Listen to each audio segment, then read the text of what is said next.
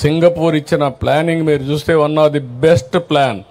Seed capital, seed, దీని తర్వాత area, ఈ ఏరియా కోర్ క్యాపిటల్, ఆ తర్వాత ఏరియా మొత్తం కలిసి సిఆర్డిఏ ఏరియా మొత్తం రీజియన్ తీసుకొచ్చారు. దానికి 7 రాజధానులకు మన రాజధాని నుంచి 7 రోడ్లు పోతాయి డిఫరెంట్ స్టేట్స్కి. ఇవన్నీ కూడా మనకు రాబోయే రోజుల్లో చాలా ఉపయోగపడతాయి.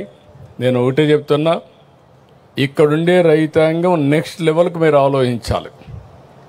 ఇక్కడ మీ ఎంపీ ఉన్నాడు.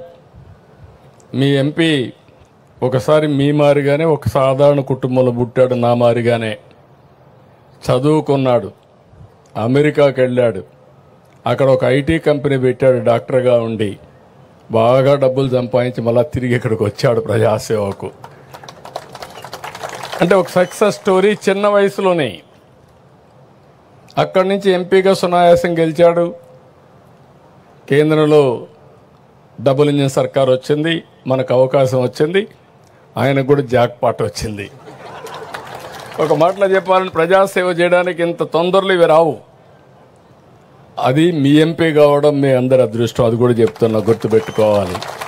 ఇక్కడ మీ ఎంపీ లెవెల్ హెడ్గా ఉన్నాడు, చేయాలని తపనుంది, డెవలప్మెంట్ చేయాలని తపనుంది, ప్రపంచాన్ని చూశాడు, దేశంలో మంత్రిగా ఉన్నాడు.